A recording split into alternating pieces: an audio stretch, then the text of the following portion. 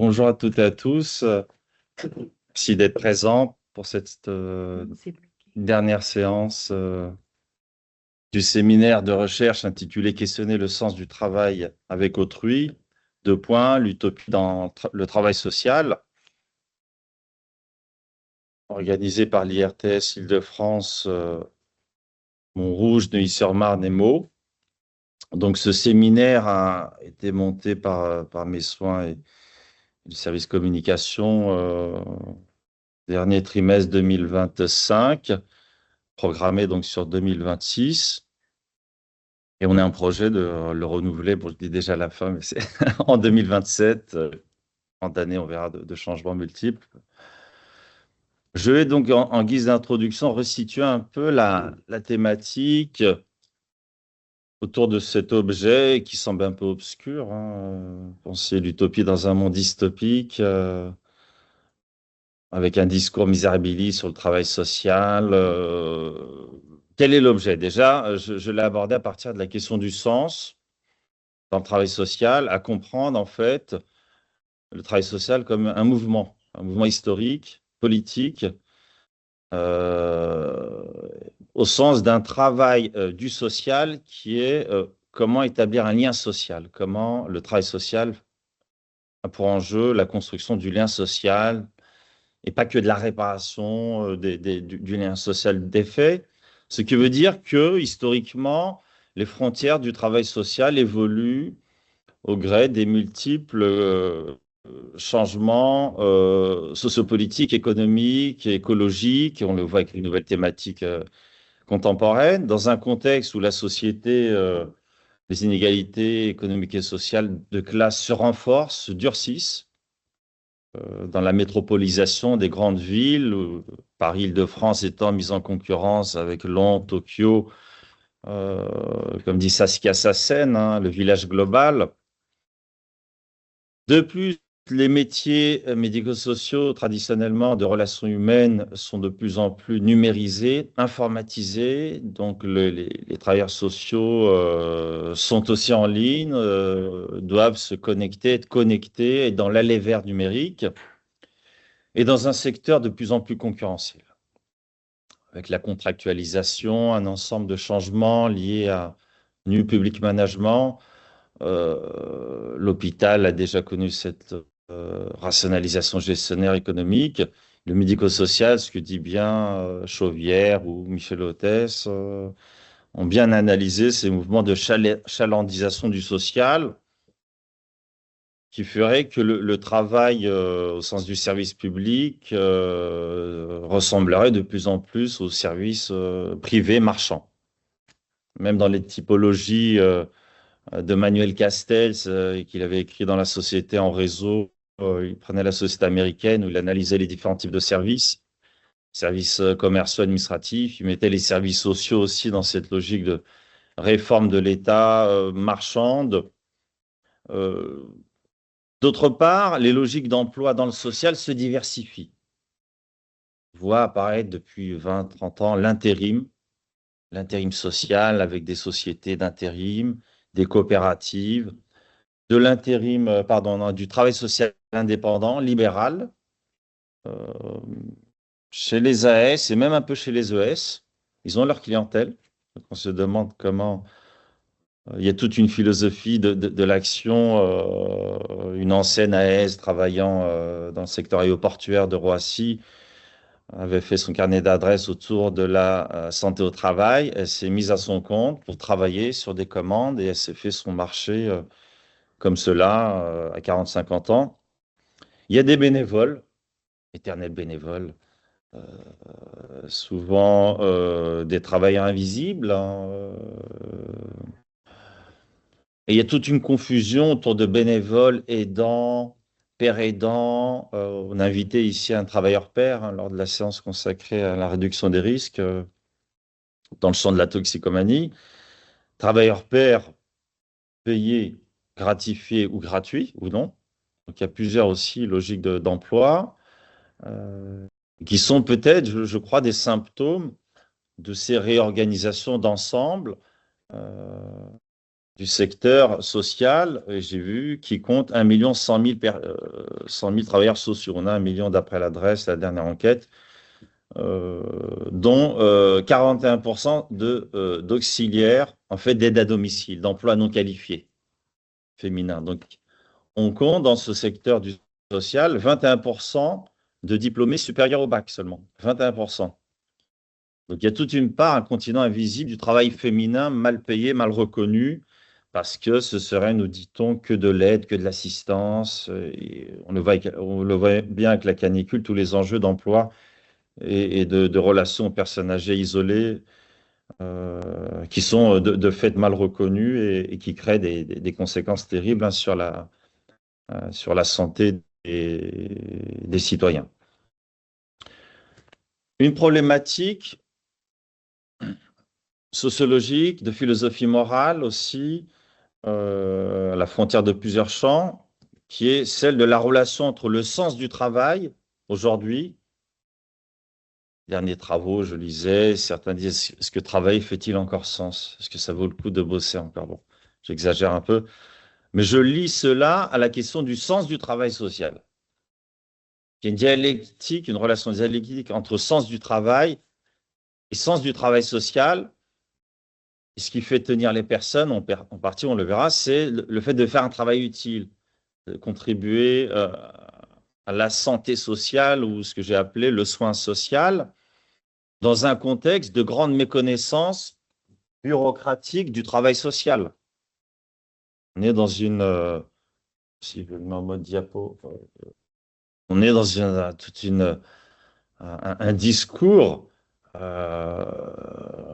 qui date du commissariat au plan. Le travail social, c'est l'accompagnement d'autrui au sens de la relation de service. Il suffirait que la personne demande le service pour que l'accompagnement se fasse. Donc, il y a vraiment une méconnaissance éducative, socio-clinique, de là où en sont les personnes en fonction des rapports sociaux et des problématiques sociales multiples qui se croisent aujourd'hui, addiction, santé mentale, grande précarisation territoriale et sociale. D'où, dans mon troisième carré, là, une approche clinique du travail avec autrui, au sens d'une dimension subjective et réflexive. Et c'est ça la face cachée du travail social. C'est qu'on est dans un travail humain fortement interprétatif, émotionnel, prudentiel, comme dit Florent Champy, sociologue des professions. Il avait catégorisé d'autres aussi professions à dimension prudentielle, les policiers, les avocats et d'autres professions. Dans une perspective aussi d'éthique du care. D'éthique du care, selon Giglian ou Tranto, où care veut dire faire attention à l'autre, prendre soin, et dans une logique de prévenance. Donc, quelles sont les conditions de possibilité de ce travail de care? Je crois que ce séminaire cherchait à répondre à cette question sans le vouloir spontanément dès le début, à travers plusieurs interventions dans plusieurs thématiques. Donc, ce séminaire avait pour but de croiser le point de vue de différents acteurs professionnels, chercheurs, travailleurs, pères aidants, formateurs et étudiants, même s'il y avait peu d'étudiants, un peu plus en ligne, autour de cette question de la relation comme un travail social vivant. Donc, réfléchir sur les pratiques professionnelles anti-bureaucratique et montrer que le travail social, c'est un processus expérientiel qui se reforme en fonction de la relation à l'autre, la compréhension de ce que je fais avec lui, avec autrui, et pas que sur autrui, avec une forte dimension utopique, une fonction utopique, au sens philosophique, pour reprendre Ernst Bloch, le principe espérance d'Ernst Bloch en 3 tomes, grand philosophe allemand de l'utopie concrète, qui, dans un entretien radiophonique avec Théodore Adorno en 64, avait évoqué la question de l'utopie permet de critiquer le présent, en vérité, la force critique de l'utopie. Sinon, ben, tombe dans une dépression généralisée, une espèce de névrose sociale et un monde dystopique. Donc, dans ces dimensions-là, l'utopie, c'est l'ouverture vers d'autres pratiques. C'est montrer que le réel n'est pas terminé, n'est pas fermé, qu'il y a toujours des horizons possibles de changement en tenant compte de ce que je fais, de l'expérience que j'ai avec autrui, en comprenant ce qu'il fait, ce qu'il est, ce qu'il dit. Et pour cela, il faut tout un savoir professionnel de haut niveau. C'est pour ça qu'il y a une très grande qualification dans les métiers du travail social pour saisir ce qui se joue, ce qui se fait. Et vous allez me dire, mais on est dans des institutions avec des organes, des cadres qui peuvent limiter justement ces dimensions utopiques. Donc la question du sens apparaît d'autant plus importante aujourd'hui dans un contexte où on dit que le travail social est en crise, on n'en finit plus de faire ce discours de crise au sens où c'est une logique mécanique, hein, crise qui peut aller jusqu'au fait de travailler contre ses valeurs, effectivement, ce que dit Yves Clos, la souffrance éthique, c'est faire des choses contre nos valeurs au sens du service public, du service social. Je fais moins bien avec moins de moyens, je dois aller plus vite, dois travailler dans l'urgence, je ne creuse pas toujours les récits des personnes. C'est ça, en fait, la souffrance éthique. Parce que les métiers de l'humain renvoient à la notion de sens, au sens de Max Weber, qui nous dit que nous sommes des êtres de culture, donc grand sociologue allemand. Et cette dimension fait que nous sommes doués d'une capacité à nous positionner dans le monde, à rechercher un sens en permanence. Donc il y aurait une insatisfaction perpétuelle qui conduirait les personnes, parce qu'elles sont des êtres de culture, à redonner un sens, redonner une signification culturelle à l'action sociale. Vous aurez le PowerPoint, sera envoyé. Donc ces dimensions de Max Weber, hein, grand sociologue compréhensif, repris là par Grossin dans les grands concepts de sociologie de Max Weber, montre que ce que disait Chauvière a fait sens justement, cette notion d'intelligence du social produite avec les personnes, montre un attachement au sens d'une rationalité, d'un travail qui fasse d'un plaisir au travail, qui se joue dans la reconnaissance de ce que j'ai avec autrui, dans l'identification et dans les possibilités de faire un beau travail social. Donc, l'enjeu, c'est aussi de montrer qu'il y a un beau travail social qui est fait, et même si on le sait qu'il y a tout un mécontentement dans la profession, il y a des insatisfactions nombreuses, hein, mais il y a des choses qui marchent, qui fonctionnent, et qu'il faudrait un peu plus valoriser et analyser comme des pratiques professionnelles à discuter scientifiquement et professionnellement. Donc, les thématiques de ce séminaire, elles ont été variées. L'éthique déjà, l'éthique du travail social, avec là l'intervention de deux conférenciers, un ancien formateur et une assistante de service social en hôpital qui est aussi en master d'anthropologie de la santé à l'EHESS, qui travaille en hôpital, en chambre mortuaire. Je présenterai ça tout à l'heure. La construction collective du sens comme facteur de santé au travail, avec Marc Loriol, sociologue au CNRS.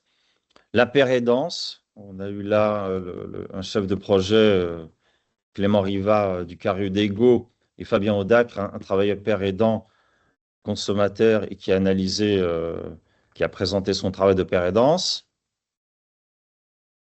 L'altérité, avec l'intervention d'une ES, Asia Boukra, et qui travaille avec les mineurs non accompagnés, qui est masterant travail social, recherche en travail social au CNAM, et dont la conférence était intitulée « Travail avec les MENA, dépasser l'altérité ». Et en relisant ce qu'on avait développé, j'ai mis « Accueillir et où dépasser l'altérité ». Donc, un premier rapport du séminaire, je ne veux pas être trop long, excusez-moi, pour ne pas trop vous laisser un temps de dialogue et d'échange. Je mets des coups de son dans ce qui s'est dit en reprenant les notes. Éric de Noyel et Joanny Sala donc, ont bien montré qu'il est difficile de faire vivre l'éthique du fait de la maltraitance institutionnelle. Il dirige un collectif pour une éthique du travail social où il recueille des témoignages d'expériences négatives, de maltraitance, que ce soit à l'ASE ou d'insuffisance professionnelle. Mais Éric de Noël nous parle aussi de malmenance, des professionnels malmenés aussi, dans les comportements hostiles au guichet ou dans les bureaux. On sait que les professionnels se prennent des coups physiques et symboliques, hein. Il y a les deux, hein. Ça peut être terrible, hein. Volontairement et involontairement, que ce soit en IME, dans l'handicap psychique ou dans un foyer de l'ASE. Donc il y a tout un enjeu éthique de reconnaître euh, les autres façons de faire, la façon d'accompagner la dignité des personnes, même lorsqu'elles ne sont plus là.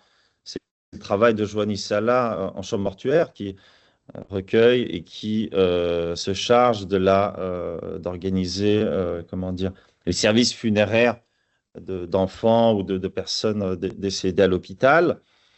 Et elle posait cette question, en quoi, avec l'indigence funéraire, en quoi le traitement différencié dans la gestion administrative et sociale des corps indigents décédés à l'hôpital est-il révélateur des rapports sociaux vécus de leurs vivants?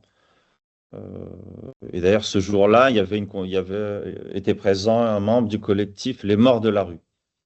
Eux s'occupent que des morts, des sans-abri décédés dans l'espace public et ils ne s'occupent pas des personnes décédées à l'hôpital et indigents.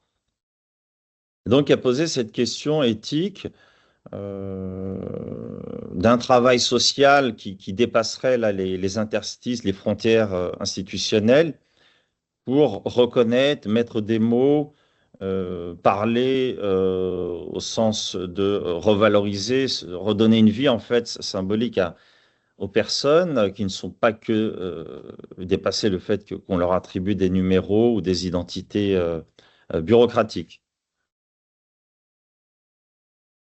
Un autre apport, c'est la question du travail social émancipateur avec là la pérédance. L'expérience là de Clément Riva et Fabien Audac, surtout père aidant, nous a décrit son activité d'accueil, d'aller vers des personnes dites toxico, incurables, qui seraient vraiment. Il montre que l'usager, en fait, n'est pas qu'un agent passif. La personne a tout un savoir expérientiel d'usage et qu'il faut accompagner sans heurter les personnes, hein, leur redonner une volonté de se projeter dans l'avenir, d'où le principe de non-stigmatisation ou de non-institutionnalisation des personnes. Ce qui sort un peu du commun euh, lorsqu'on voit toutes les circulaires institutionnelles autour du travail social, parce que c'est la relation d'aide qui est transformée. La personne dite aidée se trouvant face à un travailleur pair peut s'identifier. Fabien Audac nous dit bien qu'il se complète avec ses collègues, entre guillemets, diplômés, éducateurs AS.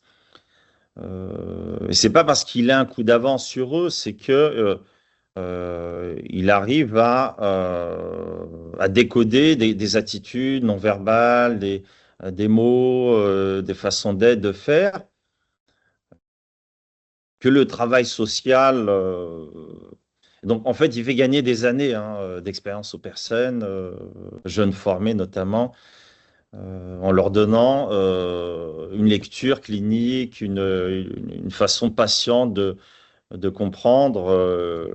Et donc, il y a différentes façons d'accompagner et d'humaniser autrui. Et d'une certaine façon, on peut dire que la pérédance permet au père aidant de se revaloriser. On se revalorise. Bon, dans la bande ambiance, là, on se recrée une autre identité.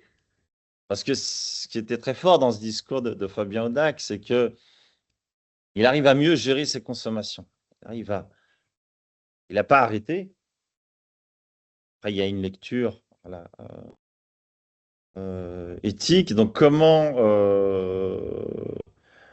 derrière, c'est la question du non-jugement. On ne juge pas autrui, même s'il consomme. Je crois que l'enjeu est même de se dire qu'il ne faut pas les brusquer, de leur dire que tu dois être abstinent pour commencer un accompagnement social. Ce qui n'est pas fait toujours, ce qui n'est pas dit comme ça, je caricature peut-être. Mais le jugement de la société, l'étiquetage au sens là de Becker, hein, ils sont considérés comme déviants et bien sûr les politiques pénalisantes font qu'ils sont criminalisés parce que consommateurs de drogue. Donc ça date des années 70. Hein. Michel Coqueret a bien analysé l'évolution sociologue des drogues de cette pénalisation.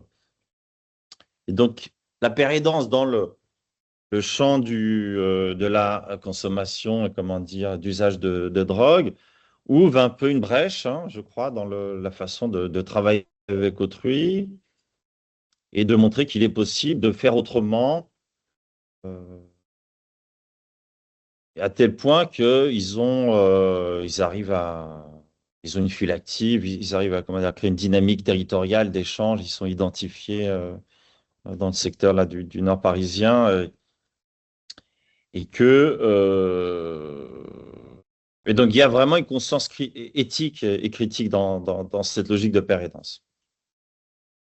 Un autre apport du séminaire, je crois, portait sur finalement l'incertitude de la qualité du travail relationnel. Avec Marc Loriol, qui nous a bien montré que il faut toujours se dire qu'est-ce qui est un travail qui a du sens, qu'est-ce qui fait sens, en quoi l'éthique, la question éthique est liée à un partage collectif des représentations du travail, de ce que c'est un travail valorisant, épanouissant pour les personnes, euh, tel point que Marc Loriol parle d'une prise de conscience émotionnelle intersubjective et que cette coloration émotionnelle fédère le groupe de travailleurs sociaux. Ils arrivent à se reconnaître collectivement parce qu'ils partagent une émotion collective des situations individuelles. D'un autre côté, et c'est peut-être un élément très important qu'il faudrait creuser à l'avenir, euh, il est difficile aujourd'hui de donner à voir dans les métiers de l'humain ce qui est fait concrètement. Et cette mise en visibilité, parce que, pardon, cette mise en visibilité présente le risque pour celui qui travaille de dévoiler à autrui et à la hiérarchie le non-respect du travail prescrit et de révéler en fait d'autres critères d'évaluation du travail social qui peuvent le mettre en porte-à-faux par rapport aux normes conventionnelles, d'où l'enjeu de mettre en débat le travail collectivement, de dire sa pratique.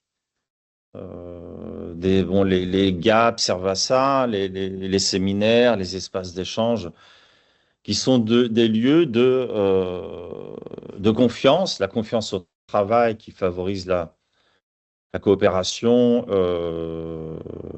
et finalement un espace de liberté au travail qui fait du bien qui est facteur de plaisir au travail hein, et pas que de souffrance. Donc il y a vraiment une dialectique, plaisir au travail qu'il faudrait revaloriser.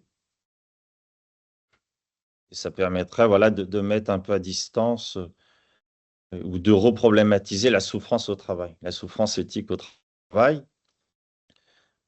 Parce que je vois malgré tout les statistiques, on a un âge moyen de 48 ans dans les professions sociales.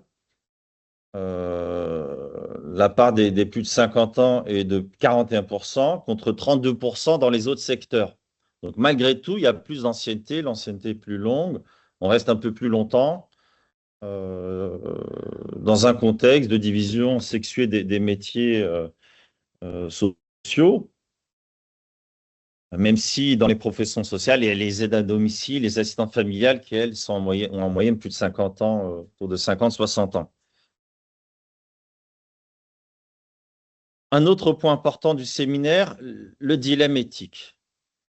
Les intervenants, travailleurs sociaux, ont fait part de cette tension éthique dans un contexte, par exemple, autour des mineurs, des migrants, des mineurs non accompagnés,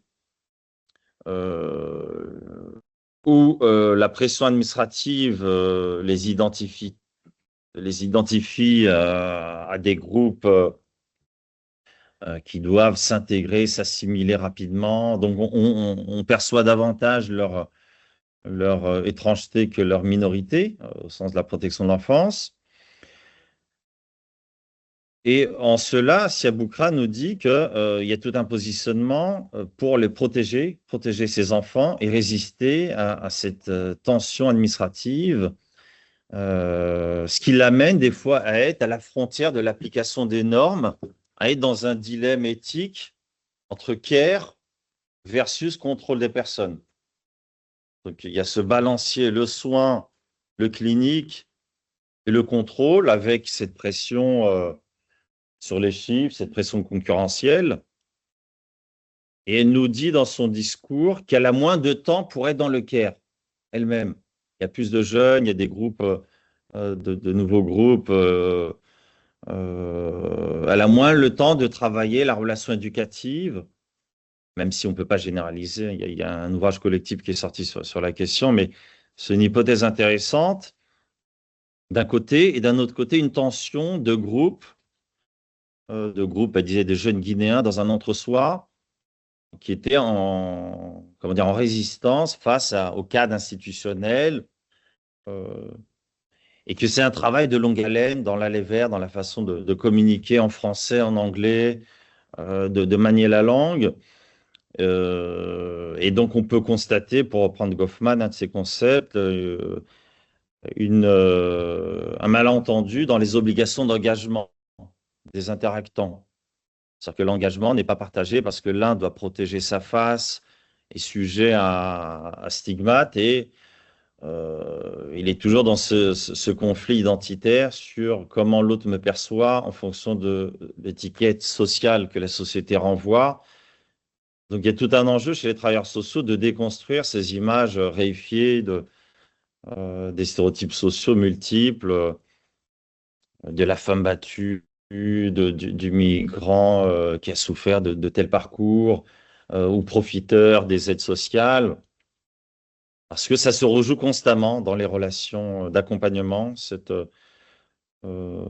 transfert identitaire, d'où la question du langage, de la maîtrise des mots, des fois des gestes, des attitudes, au sens là de Deligny, des présences proches pour travailler avec autrui. Et c'est ça vraiment la visibilité du travail social, hein. C'est montrer que tous ces temps informels qu'elle semble dire qu'elle a moins le temps d'investir, euh, parce que, aussi un autre élément très important, les problématiques sociales d'addiction, de multivulnérabilité redoublent. Et donc, elle doit avoir des savoirs professionnels elle doit les réévaluer constamment en termes de compréhension des addictions, de la santé mentale. Et donc, la qualification des travailleurs sociaux est constamment remise là à l'ordre du jour, hein. En conclusion, on peut voir que ce séminaire a permis de développer un autre regard sur les publics, une autre vision anticatégorielle au sens d'un soin social, du care, et que cette éthique du travail bien fait est révélatrice d'une éthique du travail social, d'un attachement au travail social. Donc il y a un lien fort entre l'aspect micro, individuel, expérientiel, et l'attachement à une valeur du travail social macro qui est malmené depuis 30 ans par les politiques publiques, par la marchandisation des espaces, des territoires, hein, de l'organisation de la vie publique. Et donc, il y a cette dialectique entre mon travail social quotidien clinique et le travail social national et sa visibilité, hein, au sens des acteurs dominants. Là, on pourrait analyser toutes les controverses sur où en est le travail social à travers les publications scientifiques, les publications des gouvernementales, euh, et croiser tout cela. Parce que le travail social, c'est un travail d'articulation dans plusieurs interstices et que les évolutions des pratiques sont liées à un échange compréhensif des multiples dimensions d'autrui. C'est-à-dire que le travail social, ce n'est pas un travail mécanique, et c'est une connaissance par fragments. C'est une connaissance par fragments, par traces accumulées, par requestionnement permanent de savoir ce que font, où en sont les personnes, ce qu'elles disent d'elles-mêmes, au sens de l'individu et du groupe, de la collectivité. Donc comprendre les relations sociales entre membres euh, dans les foyers de vie, les centres d'accueil de jour, par exemple, et dans la relation interindividuelle entre un professionnel et une personne. En cela, le travail social repose toujours sur des savoirs prudentiels, sur de l'interprétation de quelles sont les attentes des personnes, qu'est-ce que je peux sortir du prescriptif, et que ce travail de délibération, il doit intégrer aujourd'hui plusieurs autres savoirs, des savoirs expérientiels, profanes, des savoirs académiques dans les IRTS, dans les écoles, et des savoirs professionnels. D'où le fait que les formations des travailleurs sociaux, c'est un tissage entre ces différents savoirs de plus en plus dans les IRTS, des écoles de travail social, parce qu'il n'y a pas un acteur qui a la science infuse et qu'on doit croiser ces multiples connaissances pour arriver à transmettre la réalité du travail social. Donc, il ne faut pas s'étonner qu'il y ait un écart entre le travail prescrit et le travail réel. Il ne faut pas s'en inquiéter au sens, c'est un axiome, ça, un peu de la socio du travail. Travail réel, c'est pas le travail prescrit, d'accord, mais alors, est-ce que ça serait anormal? C'est un peu une impasse, je crois, théorique, parce que le travail social, c'est un travail d'ajustement permanent, compte tenu de règles institutionnelles inadéquates ou floues, et qui ne pensent pas toujours les situations concrètes. Contraintes et concrètes d'ailleurs, pour le coup. Fugier a bien montré qu'il y a des résistances créatrices qui redonnent du sens au travail.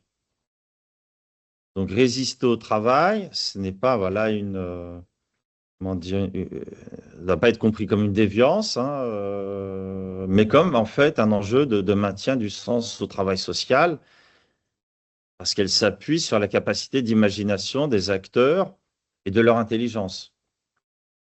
Résister, c'est aller à l'encontre des routines de pensée, les façons de catégoriser les besoins. Et donc, la prudence s'impose et elle s'enrichit de ces savoirs expérientiels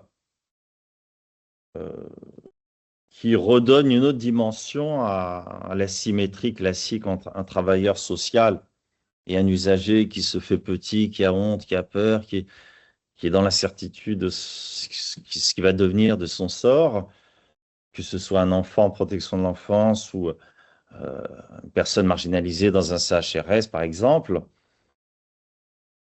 parce que les travailleurs sociaux sont identifiés comme des agents de l'État, même s'ils ne sont pas toujours des agents de l'État, la main gauche de l'État, comme avait dit Bourdieu, ceux qui soignent les petites misères, hein, et qui se voient mal reconnus. Quelles sont les perspectives de ce séminaire? Où sommes-nous? Que pouvons-nous poursuivre comme travail d'analyse? continuer donc de croiser ces espaces de réflexion entre des acteurs qui n'ont pas l'habitude de communiquer ensemble, hein. Chercheurs, étudiants, apprentis, éducateurs, travailleurs sociaux, euh, pères aidants. Questionner les modalités alternatives de travail social parce que c'est un enjeu de santé au travail, de santé psychique au travail. La reconnaissance de ces modalités alternatives de travail social avec autrui, ça redonne confiance en sa capacité de faire un travail utile aux autres. Et donc cela permet de réduire le stress, réduire les risques d'épuisement. Ça posera une autre question que j'aborderai juste après sur l'évaluation. Des enjeux de formation initiale et continue qui montrent qu'un séminaire, les apports que l'on peut développer, en fait, questionnent cette relation entre formation et emploi. On nous dit que c'est en adéquation immédiate parce on les forme travail social aurait un lien direct avec les pratiques, mais il faut toujours, je crois, avec ces pratiques de recherche, et de trouver des modalités de cours sous forme d'espaces de débat, de séminaires, qui puissent discuter la dimension réflexive de la complexité du social avec les étudiants en formation. C'est ce que font les collègues, ça, je ne dis pas que ce n'est pas fait, hein, mais donner plus de place en termes d'institutionnalisation de ces formes de transmission des savoirs qui changeraient du cours classique descendant, parce que justement, on n'a pas la science infuse et qu'il faut tout un travail collectif, interstatut, interacadémique et faire intervenir des travailleurs, des personnes accompagnées ou pères aidants dans des cours, des modules. On commence à le faire, ça commence à se développer.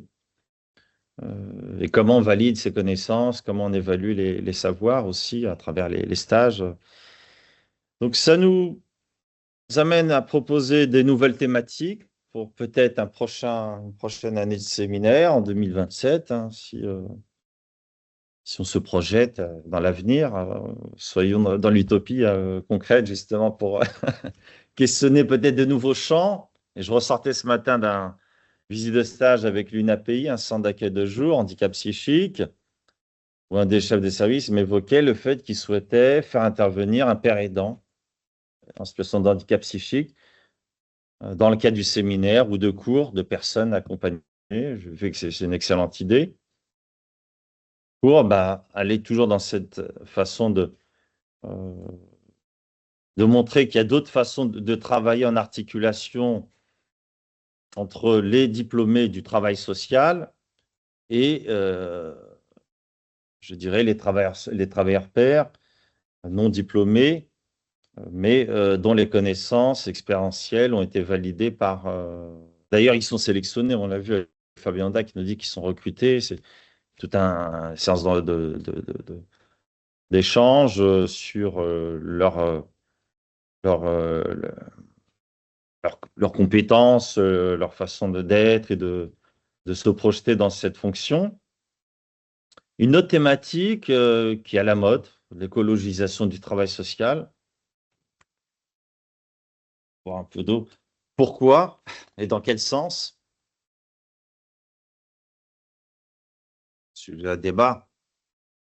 À quelle dimension on la prend, cette écologisation du travail social? Est-ce que c'est amener les pauvres à mieux consommer, à s'auto-restreindre? Jusqu'où va l'écologie? Qu'est-ce que ça veut dire? Une écologie libérale? Est-ce que c'est l'écologie critique? Alors que les usagers sociaux, les personnes ont des besoins matériels au sens de Marx, de conditions de vie matérielles, sans être dans le débat à la fin du monde, fin du mois. Mais comment ça va redéfinir les compétences professionnelles des travailleurs sociaux, cette écologisation du travail social, effectivement, qui part d'une idée intéressante, qu'il faut articuler toutes les questions économiques, sociales, logique, mais pour en faire quoi? Pour quel résultat et pour quelle mission? Un autre aspect, penser le travail social à l'ère de l'IA, qui est un rouleau compresseur, l'intelligence artificielle, pensé il y a déjà plus de 50 ans avec la cybernétique. euh, les professionnels utilisent cela, certains, pas tous. Est-ce qu'on l'utilise pour accompagner les personnes? Qu'est-ce que l'accompagnement numérique? Ça mériterait là une séance de séminaire hein, autour de ce travail social digitalisé. Est-ce que ça ne va pas déshumaniser la relation à l'autre, désincarner justement l'essence du travail avec autrui? L'IA, comment on intègre ça dans les paramètres de l'accompagnement? Et peut-être que c'est lié à le point que j'ajoute, le dernier, aux enjeux d'évaluation du travail social. Quand va-t-on sortir de cette logique binaire, quantitatif, qualitatif? Quantitatif, c'est la file active, le nombre de personnes, à l'hôpital, le nombre d'usagers accueillis, mission locale, j'avais vu dans des rapports, le nombre de sorties de CDD de plus de 6 mois. C'était une sortie positive. Est-ce que le nombre de pères aidants, ça va être une sortie positive? On ne sait pas. Oui. Comment ça va être interprété? Qui a la mainmise idéologique, analytique de ça, en termes gestionnaires? L'évaluation tous les 5 ans, mais au-delà de ça, d'un point de vue qualitatif, qu'est-ce qui fait la valeur hein, du travail social, de l'échange? Parce qu'on n'est jamais sûr que le travail social aboutisse. Hein, ce n'est pas la mission première au sens. Il y avait une thèse qui a été faite sur les missions locales, Xavier Zunigo, pour des jeunes. Il montrait que souvent, le fait qu'ils changent de trajectoire de vie, c'était une rencontre, un déménagement. Ils se mettent avec une copine. Ça ne veut pas dire que tout ce que les conseillers en insertion leur faisaient n'était pas utile, mais que ça ne faisait pas encore sens dans leur parcours subjectif et social. Donc, quelle est la bonne temporalité de mesure de l'évaluation du travail social avec autrui?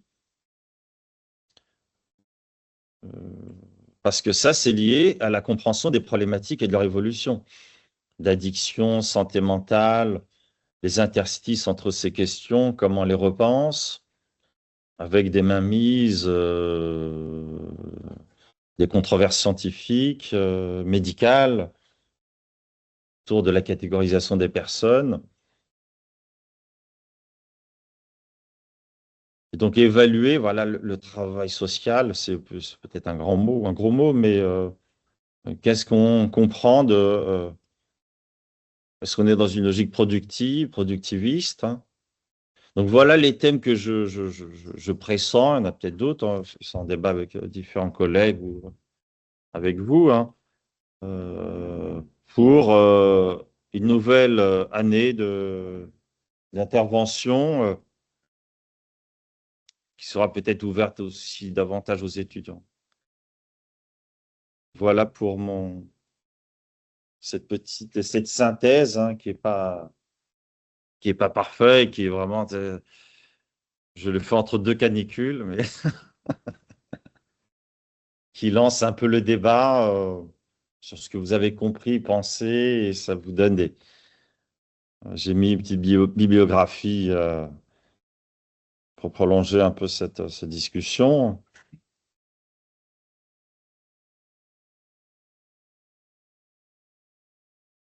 Il est quelle heure? 17h18, donc après 40 minutes. Voilà, est-ce que vous avez des questions, des points, des remarques sur ce que j'ai développé? Est-ce que ça vous semble, quelles questions pourraient, s'il y a des manques, des besoins, des dimensions que j'aurais omises, parce que je n'ai pas la science infuse, hein, je vais pas Oui, Ouais, il y a une chose oui, qui me questionne, c'est ouais, en plus quelque chose, c'est que vous parliez un petit peu de tout ce qui est évaluation, etc. Mais j'ai l'impression qu'il y a de plus en plus de consumérisme au niveau, ce que dire, ouais. des personnes qui sont accompagnées dans le cadre du travail social. En particulier par rapport à un truc que je retrouve beaucoup. Vous voyez, je suis intervenant Hum, dans beaucoup de structures et souvent, bon, bah, je fais un truc, c'est que je cherche sur Google pour avoir ce que dire, les indications pour aller jusqu'à la structure et je vois tous ces gens qui évaluent de hum, manière totalement anarchique les structures, quoi. Et je pense qu'il y a une grande question à nous poser, c'est qu'est-ce hum. que ça veut dire Ouais, ce fait intéressant.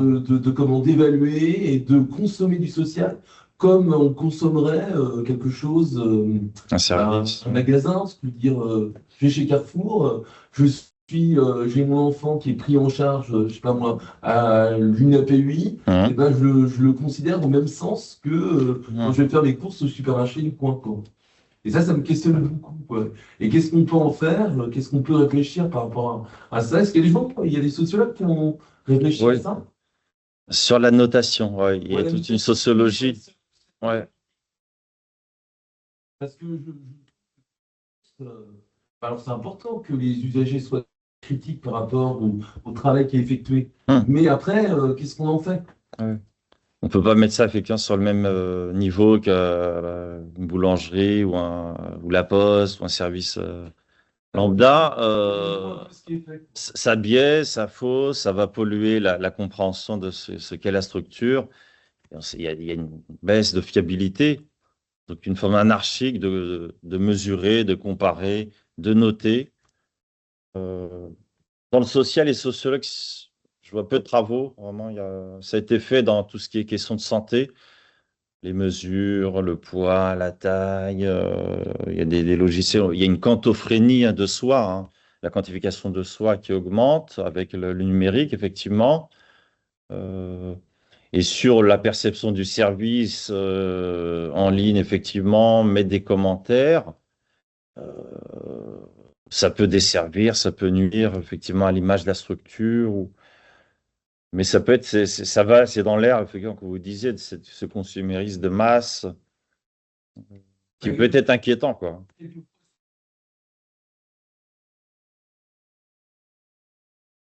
et de voir aussi comment est-ce qu'il y a ces commentaires qui reviennent. Et de voir que quelquefois, il y a des commentaires qui reviennent de manière incessante. Ou alors, par Hum, exemple, des gens qui sont sur une même prise en charge ou un même accompagnement. Quand je dis prise en charge, c'est hum. aussi parce que j'interviens en EHPAD, de gens qui, quelquefois, aussi servent de ça aussi pour régler des comptes, pour être voilà, dans quelque chose qui... et qu'est-ce qu'on peut en faire de ça, quoi? Moi, ça m'intéresse Ouais, beaucoup de me questionner par rapport à ça, quoi. ouais, il faudrait créer des espaces d'échange pour recueillir, inviter ces personnes et essayer de discuter collectivement qu'est-ce qui se dit, qu'est-ce qui se pense derrière ces commentaires. Et en fait, en termes sociologiques, ça nous indique une forme d'illusion du pouvoir, de la liberté de pouvoir commenter ou critiquer de ma place, de mon bureau, et d'être dans une logique, parce que dit Emmanuel Castel, enfin, des services, je paye indirectement et je dois avoir un service, je dois être satisfait, cette absurdité du...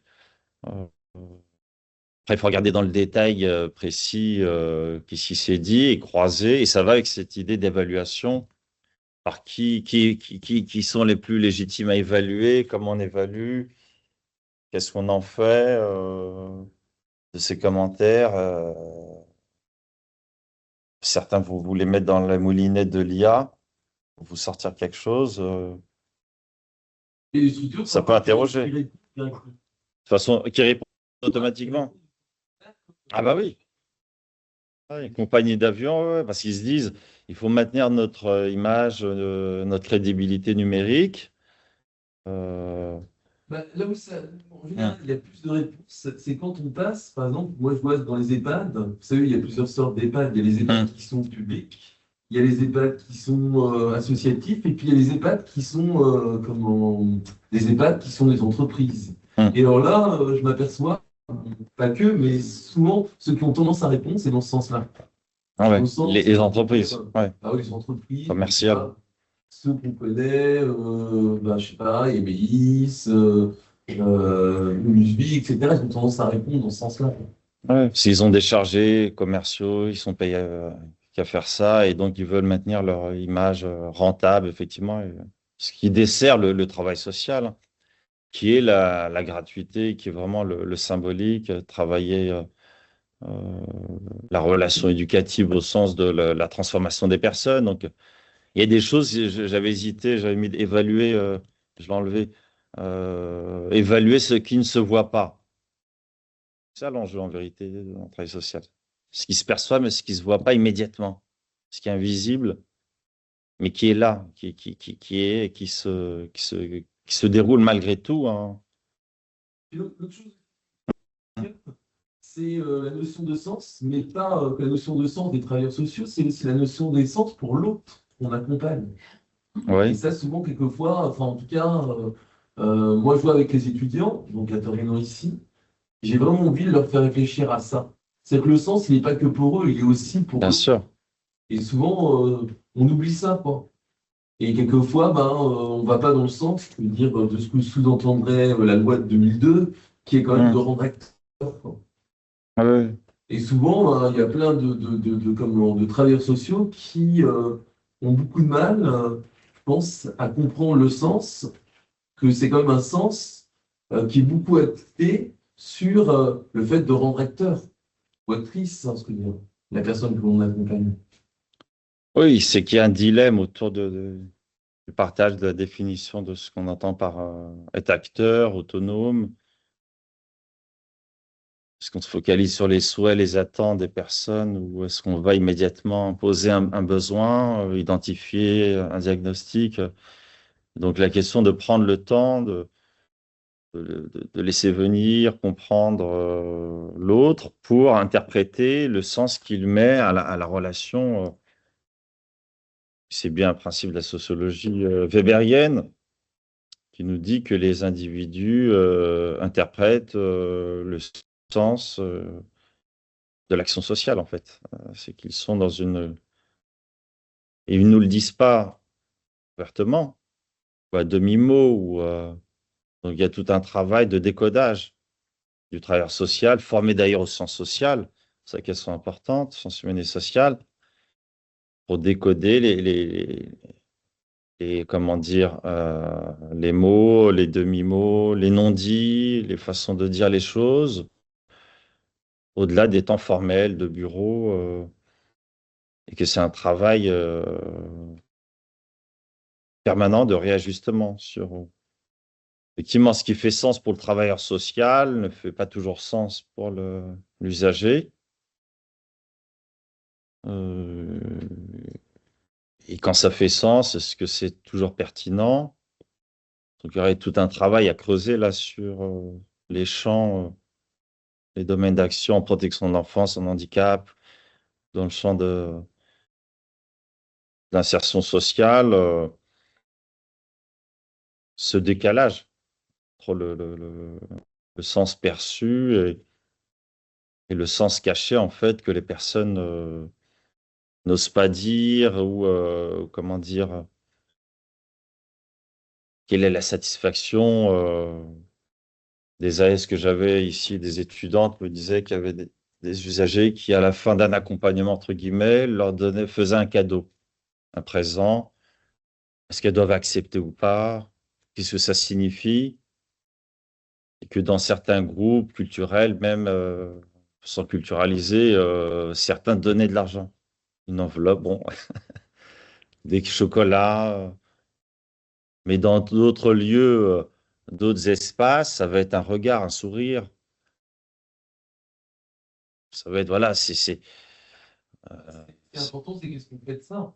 ouais, Qu'est-ce qu'on fait de cette chose? Est-ce qu'on la refuse? Les institutions en général c'est euh, matériel, ouais, ouais. incitent les professionnels. Moi, ce que j'ai vu une fois, carrément, c'est dans un EHPAD, c'est sorti pendant la formation.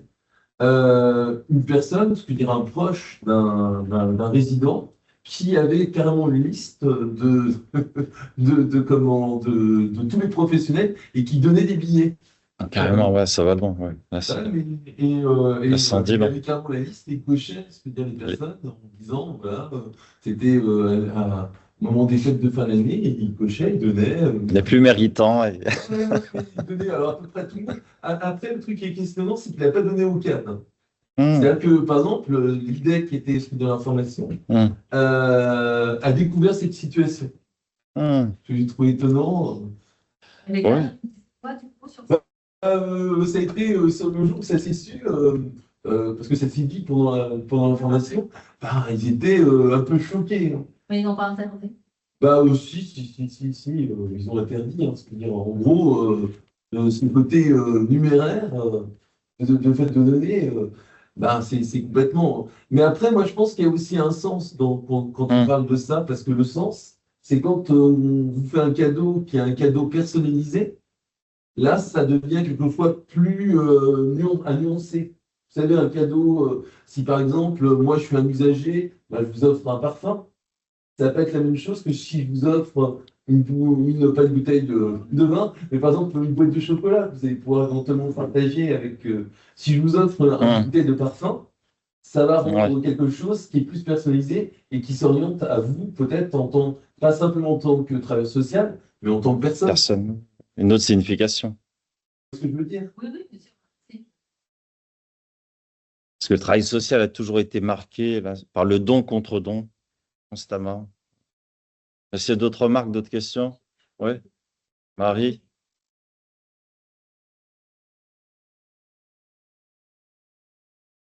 Hum, C'est que chacun sait qu'il peut servir une cause commune. Et c'est là où c'est en difficulté entre quelque chose qui est privatisé, que ce soit au micro comme du chocolat, voilà, et au macro qui est voilà, sur je sers une cause, pas forcément dans enfin, il y a un idéal aussi. Et quand voilà, on voit, hum. l'intelligence artificielle, on voit quantitatif, qualitatif, et l'interrogation autour du sens du travail, qui est visible, qui est invisible, c'est comment voilà, quelque chose se trouve dans une formation continue. Et j'aimais bien ce que et puis j'ai laissé passer l'heure tout à l'heure, je parlais sur les choses qui sont fragmentées. Ouais. Le puzzle qui petit à petit se fait, est à faire. Hum. Et bien sûr, ma propre projection commençait dans les. On a 20 ans, 25 ans à travailler, quand on en a plus. Comment il y a quelque chose qui se tisse et qui se transmet aussi. Enfin, ce que tu as dit, ça évoque plein de choses. Et je me disais, tiens, est-ce que la pérédance, c'est pas nouveau qu'on en parle? Est-ce qu'il y a des études sur qu'est-ce que ça a produit? Est-ce que ça donne plus de liens sociaux, plus de compréhension? Parce que la loi 2002, enfin, moi, je n'aime pas tellement. C'est la, la traduit un peu comme assez culpabilisante par rapport aux personnes. Être acteur de son. Le projet. Est-ce que cette loi 2002, elle ne donne pas du sens? Enfin, moi, c'est le mot sens hein, que je Ah oui. mets là-dedans. Après, bien sûr qu'elle est très. Elle avait d'analyse quand même un peu. Elle avait d'analyse quand même un peu parce que tu es obligé d'évaluer. Tu as un regard tiers, tu as des instances à l'intérieur de l'établissement. Donc, ça avait d'analyse un peu la loi. Elle redonne un cadre global. Ouais.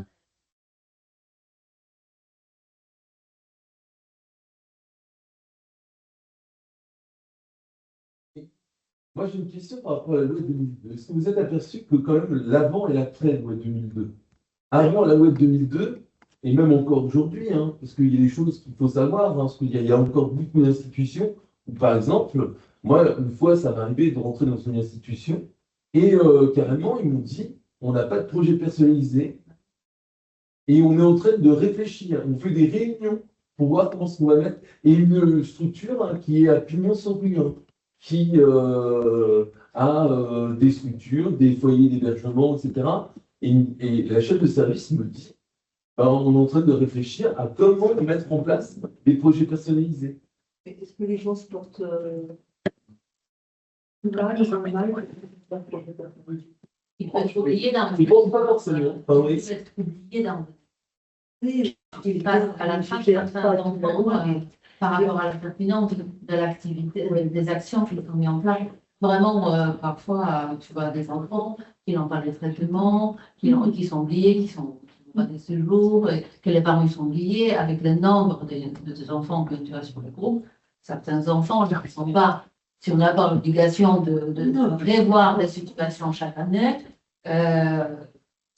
ça redynamise. Après, ça fait un peu plus administratif dans les établissements parce que tu es obligé quand même de rédiger le projet, tu es obligé de faire l'évaluation interne et externe. Ça rajoute, c'est vrai que ça ajoute un peu de papier.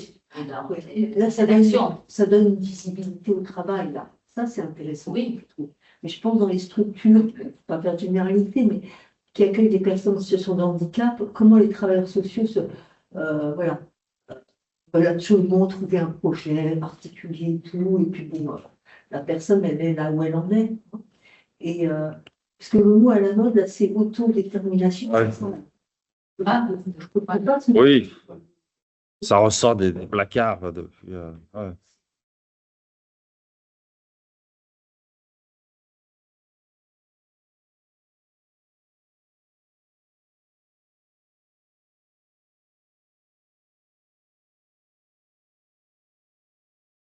Tu as vu comment certains établissements accompagnent la vie de quelqu'un. Je l'accompagne pas vers la mort, je l'accompagne vers la vie. Donc, cet accompagnement vers la vie, même pour le monde, même pour le handicap, même pour l'accès à langage, je l'accompagne toujours, la notion de vie, qui pour eux. Et c'est ça qui, je pense, que tous ces projets personnalisés, ils ont ce qui est là dans les travaux. Et parce que sinon, ça passe. Oui, je suis d'accord. Et je vois la pauvreté des projets individualisés dans l'écriture. Ouais. Mais bon, Ça, oui. Ça, oui. Et c'est pas la même chose pour un enfant, je pense, où il y a un rapport socio-éducatif, étayé, etc. Parce que c'est pas la même pression avec l'ASE qu'avec l'ARS. Et bon, et puis c'est pas les mêmes personnes. Hein. Ça demande, il y a des mots qui disent par rapport à l'inventivité, l'innovation dans le travail, c'est tout la liberté pour, pas dans le sens de la tout mais qui permet d'initier des choses. Et pour ça, il faut être en sécurité et en confiance pour pouvoir le faire. C'est ça qui donne du sens au travail, me semble-t-il. Puis moi, je pense aussi, c'est comment on se saisit les choses. Parce que je ne sais pas si vous avez vu, hein, quand on parle des projets personnalisés, quand on doit les réactualiser tous les ans, quelquefois, il y a les travailleurs sociaux qui se disent, mais qu'est-ce qu'on va faire? Ça ne change pas beaucoup, etc. Mais en même temps, puis bon, il faut aussi trouver des petits objectifs, des petites choses qu'on peut trouver avec des publics. Je ne sais pas moi, je parle des gens qui sont TSA. Quelquefois, c'est des petites choses qu'on trouve avec eux. C'est sûr, Oui. c'est des petits progrès, des minimums minuscules pour prendre une cuillère ou pour c'est ça des objectifs opérationnels pour les éducateurs. Et heureusement qu'ils le voient, ou heureusement qu'on parle de ça, parce que sinon l'enfant, il faut rester 3-4 ans d'établissement et pas apprendre à manger. C'est vraiment, c'est des gestes extrêmement simples et qualité, elle va dans cette geste-là. Mais ça se voit pas dans les chiffres, quoi. Parce que c'est quand vraiment, il ne faut pas le compter. Si on doit compter, pas forcément. Dans les rapports d'activité, ça peut être noté, ce genre de choses. Si on va dans les détails. Traduire l'expérience, C'est toujours compliqué l'évaluation, parce que si quelqu'un dans son projet personnalisé ou dans un projet, c'est simplement mieux respirer, ça peut être un projet. Là, ce projet-là, comment est-ce qu'on le quantifie? C'est ça aussi qui est souvent la complexité. C'est comment est-ce qu'on quantifie? On le qualifie plutôt. Oui, le quantifie, on le qualifier. On reprend dans ce sens-là. Parce que, mais comment est-ce qu'on évalue ça? Et c'est vrai que je pense qu'il y a une pression, quelquefois, qui est faite sur les travailleurs sociaux, comme ça. Il y a une chose qui me faisait penser aujourd'hui. Hein. C'est comme quelque chose, je ne sais pas si vous connaissez le groupe SOS. Vous avez tous entendu parler du groupe SOS. D'autant plus qu'aujourd'hui, c'est quand même la plus grosse institution en France, hein, c'est-à-dire qui se développe. Je ne sais pas, aujourd'hui, ils disent qu'ils sont 30 000. Mais c'est très particulier. Hein. C'est ça aussi, hein, c'est un questionnement. Là, on est dans le truc parce qu'en gros, si vous êtes intéressé au groupe SES, vous vous intéressez à la philosophie aussi de Jean-Marc Borrello, hein, qui est le fondateur du groupe SES. Et en gros, il dit une chose qui peut éventuellement choquer, mais qui peut être intéressante, c'est l'entreprise, comment, les connaissances et les choses de l'entreprise au service de l'action sociale. Alors déjà, hein, il y en a beaucoup peut-être qui vont dire quand vous entendez ça. Mais voilà, c'est aussi intéressant. C'est comme le mot management. Moi, je trouve aussi que c'est un mot qui ne peut pas être très tard. Je ne sais pas s'il y en a qui sont chefs de service parmi nous. Non? Ah, c'est compliqué, hein, parce que dire ce mot tout de suite, et les travailleurs sociaux, vous n'entendez rien que ça, manager, ils bondissent. Oui. Ouais. Coordinateur, coordonnateur, de toute une novlangue. C'est quelque chose qui est compliqué. Hein. C'est quelque chose d'extrêmement compliqué. Mais cette notion de sens, elle est, je pense qu'elle est à réfléchir. Hein. Et il faut pas avoir peur. Moi, je trouve que c'est intéressant de remettre en question la loi de 2002, tout en sachant ce qu'elle nous a apporté, cette loi-là. C'est comme quand vous parliez, moi je fais beaucoup de formation sur la démarche palliative de la fin de vie. Par exemple, moi il y a une chose qui m'a beaucoup surpris dans la fin de vie, c'est que souvent, ce que dans la représentation que les gens ont, c'est de la dureté, c'est du malheur, c'est de la tristesse. Alors que quand on voit ce que vient dans les services de soins palliatifs, ou alors quand on fait des accompagnements à la fin de vie, c'est souvent ce que des mamans qui sont plutôt lumineux, parce qu'on accompagne la mort, mais au sens propre. Vous savez, il y a deux formes de mort. Il y a la mort qui est violente, mais tout de suite, quelqu'un qui meurt, je peux dire. Et là, il y a la violence qui vient se percuter avec notre vie. Et puis, il y a la mort de quelqu'un qui va mourir, comme on va tous mourir.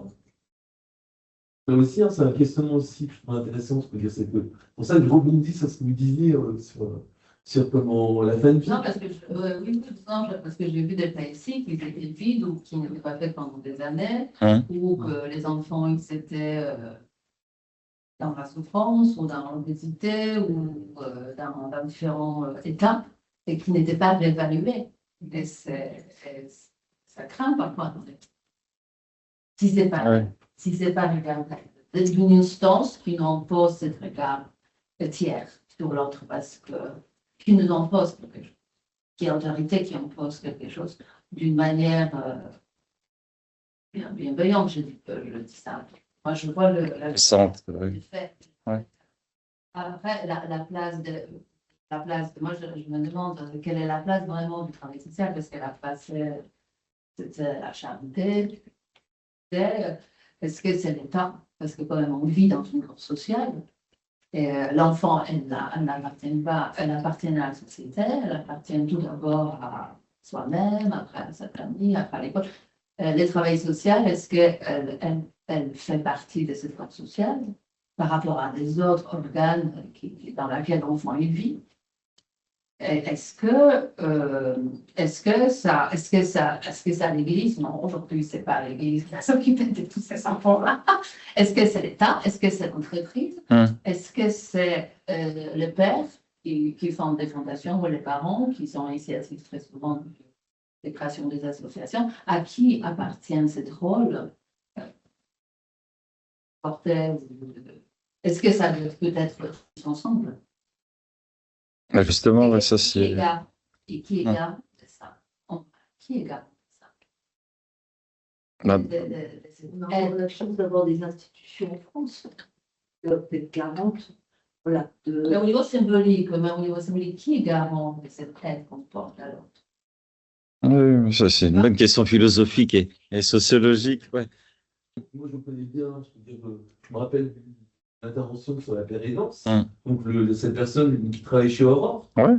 Donc voilà, Aurore, on a quand même, d'ailleurs, vous savez, je peux dire dans la plaisanterie, ce qu'ils font souvent chez Aurore, il y a un truc qui est très marrant, c'est qu'il y a des gens, quand il y a les assemblées générales, ils provoquent le président, ce que dire d'Aurore, qui est le directeur de Vinci Autoroute. Et lui disent, il y en a certains qui lui disent, oui, il y a de la main, est-ce qu'on peut avoir des badges Ulysse? Et lui, il n'aime pas du tout ça, ce que je veux dire. Mais voilà, ce qu'il y a aussi l'institution, là aussi, ça a questionné l'institution qui devient ce que dire qui a trop de pouvoir finalement, qui a trop de pouvoir. C'est bien le problème du pouvoir. De manière un petit peu d'entrepreneuriat, C'est l'avenir. hors sol Moi, un je sais peu. pas si c'est la pire. Ça me pose Oui, la question. mais avec quelle valeur, quel principe, quelle éthique, c'est toujours la question qu'il faut reposer, quoi. Comment, d'où l'enjeu des centres de former à cette éthique, du travail social pour préserver en amont et l'expertise des professionnels aguerris voilà, qui se requestionnent et qui reviennent, qui retransmettent aussi leur savoir, parce qu'ils sont attachés à des principes fondamentaux. Ah, mais le mouvement, il est connu sociologiquement, c'est qu'on a un travail à finalité marchande, économique, qui prend trop de place, qui envahit toutes les sphères, hein, même l'art, hein, et le travail social. Donc la place de l'argent qui occupe malheureusement, parce que c'est politiquement organisé ainsi. C'est-à-dire que c'est Poche de résistance pour maintenir de l'associatif, quelque chose comme ça. Il va y avoir des contre-pouvoirs. Hein. dans une société de plus en plus vieillissante. Et là, je crois qu'il y aura des ouvertures, de nouveaux espaces de résistance pour préserver les droits des personnes vieillissantes. Ah, on vieillit de plus en plus jeune, hein, Les pays dans lesquels c'est rentré, vous prenez les immigrants, de toute façon, les Oui, personnes qui veulent aller vers ces démarches vont à l'étranger, hein, parce que oui, en Suisse. Alors après, en Suisse, on peut dire c'est un coup de moyen. Moi, une fois, j'ai vu une personne âgée. Vous vous rendez compte ce qui s'est passé? C'est une dame qui avait plus de 100 ans, donc qui était encore bien, mais qui avait envie de mourir, parce qu'elle avait envie de partir. Eh bien, ses enfants se sont cotisés pour lui payer le séjour pour aller en Suisse. Donc après, voilà, ça c'est encore une question éthique, une question de démarche. Ils avaient la démarche, l'argent pour le faire. Il y a plein de personnes. Là, il y a des personnes qui ne pourront pas. Ah oui, Très concrètement, aujourd'hui, aller en Suisse, ça a un coût, quoi. pour moi, c'est ça, le travail social, c'est réduire les inégalités. tout à fait. Oui. De statut, de classe, de naissance, effectivement. Mais on veut trop l'assimiler au fait, à réparer, à calmer les gens, à entretenir la misère du monde. Mais ça doit être plus que ça, au sens d'émancipation des personnes. Moi, il y a une chose que souvent je me suis posé la question. Et en réfléchissant sur ça, je me suis dit qu'il y avait dans ce travail social trois étapes. La première étape, au début, hein, vous l'avez évoqué, c'est les religieux. Hum, C'est la charité chrétienne. Et là, vous êtes des sœurs, je suis un frère, on est un frère, etc. Mais c'est ça au départ. C'est une autre hiérarchie. Non, mais au départ, c'est comme ça.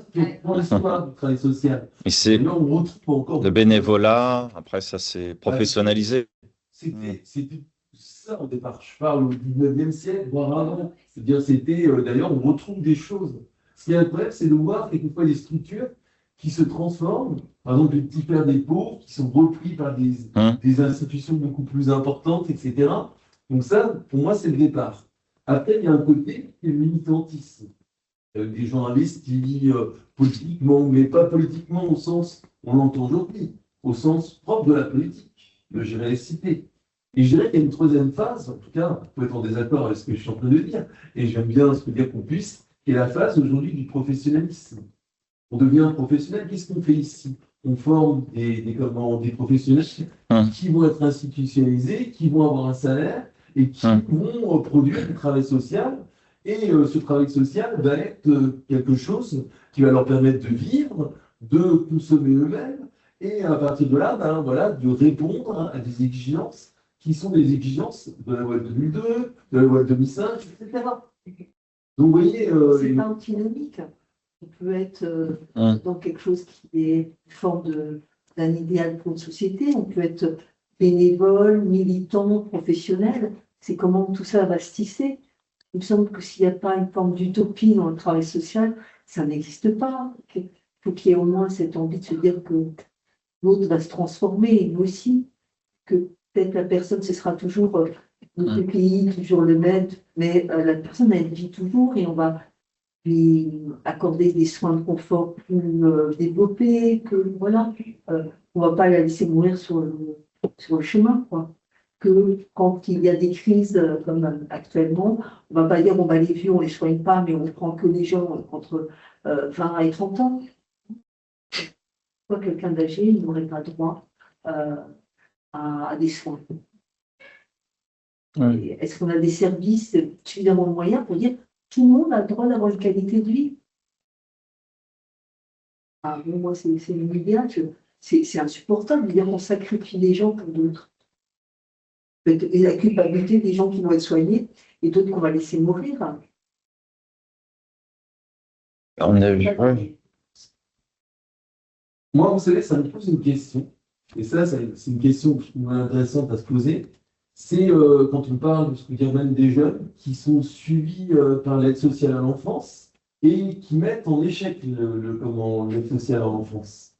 Moi, j'ai une situation comme ça, parce qu'au départ, je suis éducateur, où il y avait une jeune, elle avait tellement mis l'aide sociale à l'enfance que tout le monde pensait que c'était un cas désespéré.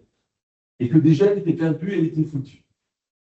Parce qu'ils avaient tout essayé, placement en famille d'accueil, placement en institution, tout de suite des fugues, retour au domicile familial avec une mère qui est sa mère, mais qui voilà, fait qu'il la met en danger. Et ça, c'est intéressant, ce que je veux dire, parce qu'il n'y a pas que les personnes âgées, mais il y a aussi ces jeunes-là. Je ne sais pas si parmi vous, il y en a qui travaillent dans la protection de l'enfance. Ouais? Vous travaillez dans la protection de l'enfance? Oui, je travaille. Ouais. Je trouve ça intéressant de se poser. Auprès des mineurs non accompagnés, je crois, entre autres. Ouais.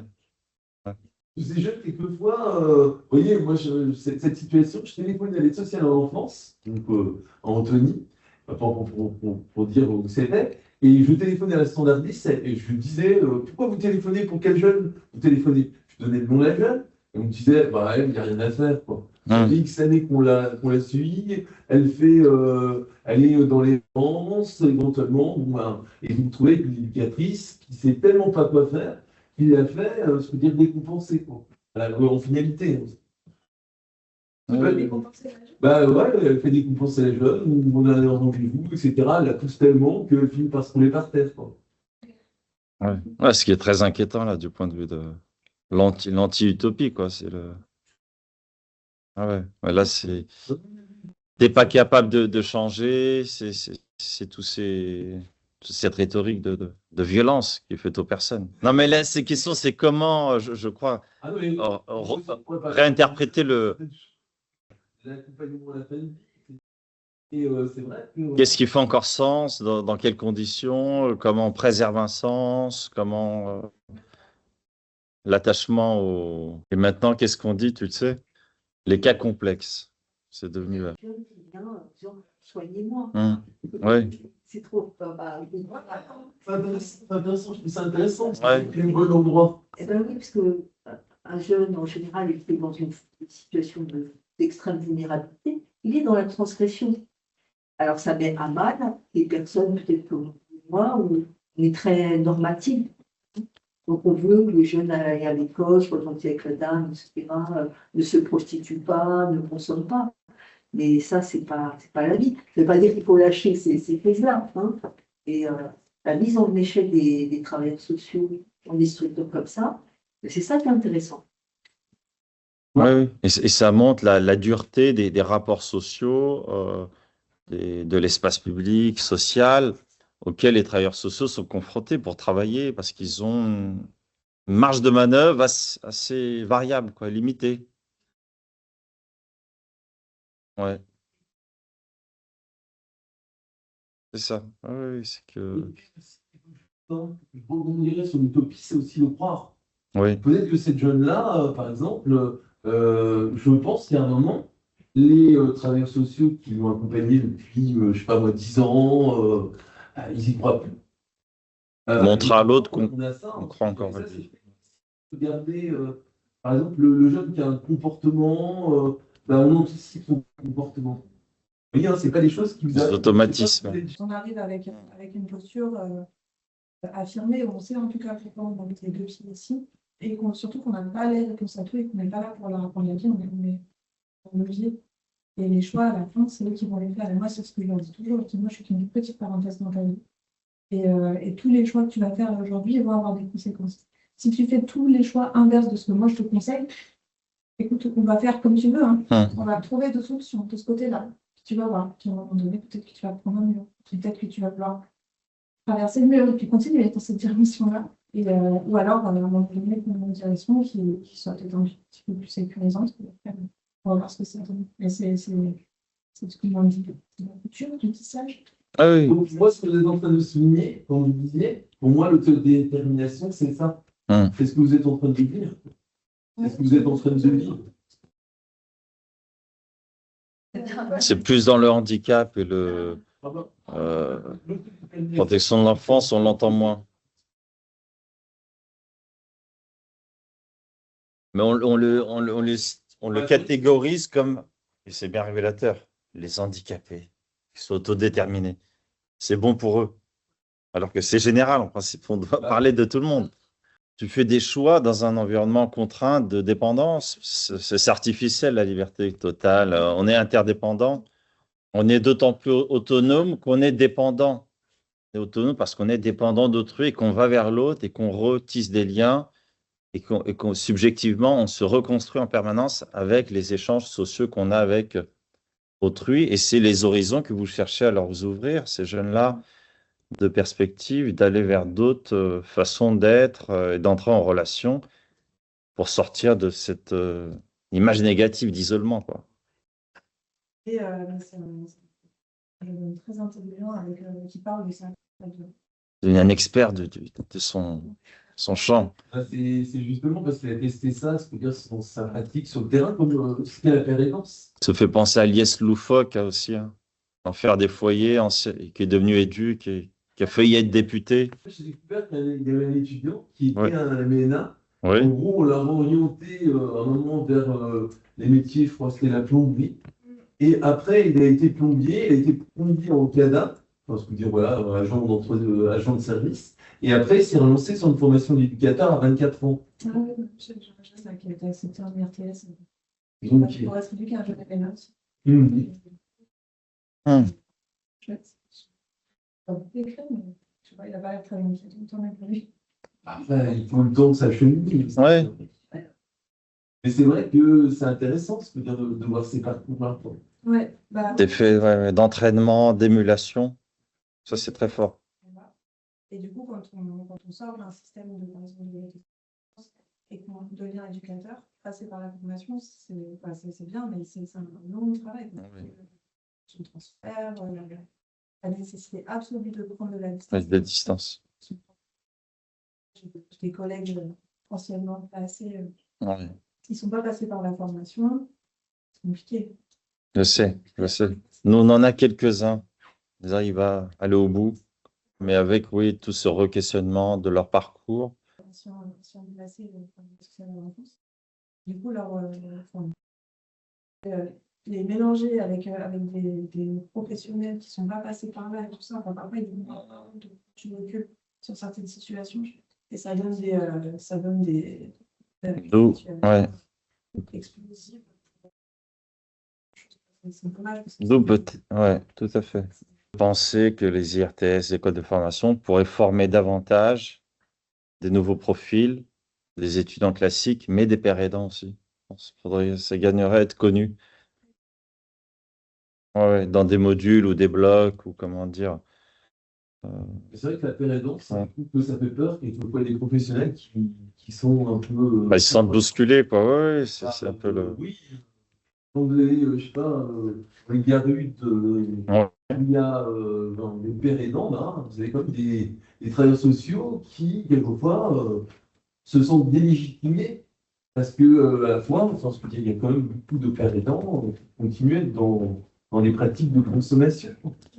Et ça, Oui. Bah, il y a des dilemmes éthiques, des débats, effectivement. c'est aussi un peu de sens. Et après, on va travailler ensemble, c'est pas facile. Et c'est avec l'intéressant, c'est les bousculer, quoi. Si vous... Et c'est accepter l'altérité, quoi. Je suis d'accord, il y a beaucoup de professionnels, je ne sais pas si vous avez rencontré. Oui, oui. Mais qu'est-ce que c'est que ce truc T'en as qui se disent ça. T'en as, c'est vrai que c'est. Bah, après, il faut débattre, échanger, leur donner des argumenter, contre-argumenter, des espaces de dialogue. Ça casse aussi les représentations, ça, la pérédance. Ah oui. Après, il y a les pérédants qui sont, entre guillemets, formés, il y a une formation de pérédants. T'en as qui sont abstinents, d'autres qui sont consommateurs. Il y a des formations, effectivement. Ah ouais, mais je pense, ce que c'est le travail que vous avez fait, la capacité à vous dire, moi, je ne pourrais pas travailler, je suis plus avec des filles, et je peux travailler qu'avec, enfin, vous avez dit tout à l'heure. Et après, d'être en capacité aussi de reconnaître ça. Parce qu'il y a beaucoup, moi, je vois beaucoup d'étudiants qui ont du mal aussi à reconnaître, enfin, ce qu'on ne dirait pas des étudiants, parce que bon, j'interviens ici, en tant que formateur, qui ont du mal aussi à reconnaître ça. Oui, parce que ça demande du temps aussi, avoir des mots dessus, c'est pas évident, c'est vrai, parce que l'évidence entre dire j'aime pas ces gens et je ne peux pas travailler avec cette personne. C'est deux points de vue qui sont à la fois hyper éloignés et à la fois assez proches. Donc, ces questions-là, et puis de savoir aussi avec son propre expérience, enfin, le public avec lequel on est plus ou moins à l'aise, quand on arrive en rencontre, on ne sait pas quoi. Et je pense qu'il y a une double dimension. Il y a la dimension déjà de le savoir pour vous, et puis après de l'affirmer, d'être capable de le dire devant d'autres professionnels. Bah oui, ça je pense que oui, mais quand on a eu l'expérience quand même, mais faire quand on fait l'expérience. Et les stages, parfois, quand les conditions des stagiaires sont pas suffisamment. Il y a des étudiants qui arrivent en stage, c'est une catastrophe, les pauvres, ils sont super mal accompagnés, ils sont pas du tout. L'expérience ne permet pas d'avoir des conditions de vie, de vraiment rencontrer le public et de pouvoir se prendre compte de est-ce qu'ils pourraient travailler avec ce public-là ou faire tout ça. Et ça m'arrive qu'une fois qu'ils sont en poste. Et du coup, on est plus de 3 ans. Donc, on pense que c'est tout. Après, alors là, il y a aussi des questions à poser sur les stagiaires, comment est-ce qu'ils sont accueillis, comment est-ce qu'ils sont reçus, comment est-ce qu'ils sont intégrés, comment est-ce qu'on les exclut. Ils ne mangent pas de bagages, toutes les stagiaires. Ah non, mais là, il y a plein de choses aussi à te poser comme question. Une fois, j'ai eu une stagiaire, elle a eu un stage où elle a été discriminée parce que, alors, ce qui lui a été reproché, c'est qu'elle ne mangeait pas avec ses collègues. Donc, et elle ne faisait pas la bise. Deux choses. Et en gros, ne faisant pas ces deux choses qui étaient les codes sociaux, bon, c'est avant le Covid, hein, ne mangeant pas avec ses collègues parce qu'elle avait besoin de prendre un temps pour elle, et bien, en gros, à la fin, de son stage, il lui était dit qu'elle était incapable de faire ce travail-là et qu'elle était antisociale. Et à partir de là, elle était obligée de refaire son stage. Voilà, c'est rude, ouais. Ah bah après, le contexte, c'est un contexte bien particulier, mais c'est vrai qu'il y a quelquefois des choses aussi où, en fonction de nos représentations, on peut exclure quelqu'un parce que cette personne s'exclut de temps sociaux, de temps. Quand vous êtes, je sais pas moi, sur un lieu de travail, vous n'êtes pas obligé de manger avec vos collègues. Oui. Mais il y a une contrôle social trop fort, là, j'avoue. Ah oui, mais ça Quelle liberté Non, mais ça peut arriver de dire. C'est en détail quand même. Ah bah bien sûr, bien sûr. Après, là, je prends de manière provocatrice peut-être. Non, c'est pas provocatrice, parce qu'il y a quand même la réalité de ce qui s'est passé et le fait que cet étudiant, au bout de pas commencer son stage, il était validé. Mais il me dit qu'il y avait d'autres, enfin, qu'il n'était pas, peut-être d'autres éléments. Après, il y a des. Ouais, ça pose la question, il y a des règlements. J'avais une stagiaire aussi en hôpital, elle ne pouvait pas faire un diagnostic social territorial, elle devait être en visio à distance parce que portant un couvre-chef, et ses copines étaient dans l'hôpital, elle, la pauvre, a été mise à distance, exclue parce que, on dit l'hôpital, il faut. C'est plus qu'un couvre-chef, oui. C'est interprété, voilà. C'était pas la burqa, hein, c'était le. Alors que les infirmières, les américaines, elles avaient toujours une espèce de petit chapeau. Il y a plein de choses. Hein. Les codes, ouais, effectivement. Bon, un livre il y a quelques années donc, de Alice Goffman qui s'appelle L'art de fuir, de la fuite. Je ne sais pas si vous avez lu ce livre-là. Dit quelque chose. C'est une étude un peu sociologique, si je devais résumer, sur comment est-ce que les gens perçoivent l'uniforme et toute forme d'uniforme. Alors, le premier uniforme qui fait peur, c'est la police, hein, il y a l'uniforme de la police. Mais je dirais aussi l'uniforme. Moi, j'ai travaillé au SAMU social, par exemple. Au SAMU social, quand on intervenait, on allait avec nos uniformes SAMU social. Les personnes qu'on venait aider et porter de l'aide, ces personnes-là nous fuyaient. Et il y Ça avait passait un jeu, pas. le chat et la souris. Et en particulier, dès qu'on arrivait, salut social, uniforme, avec salut social de Paris, on nous allait en banlieue, c'est la Croix-Rouge, etc. Je trouve ça aussi, hein, c'est important, cette notion d'uniforme. Les blouses blanches aussi, hein, qui font peur. Il y a un thème, je ne sais pas si c'est le mieux, ou c'est un peu tard, c'est développer la recherche-action. Oui. Et qui est aussi une utopie encore, hein. Et c'est quand même collège coopératif, tout ça. Parce que là, c'est quand même travailler en équipe, travailler sur de la recherche sur du long terme. Recherche-action, c'est vraiment se mobiliser sans être dans des liens de hiérarchie ensemble. Oui, penser ensemble. Et donc, ça donne une idée là pour prochain séminaire, une thématique, quoi. Je la vois bien là. Recherche action collaborative sur le partage des savoirs, ouais. Coopérative, sans hiérarchie, quoi. En tout cas, voilà, merci pour vos différents commentaires. Nous poursuivrons ce projet de séminaire peut-être en 2027. On proposera un nouveau projet. Merci.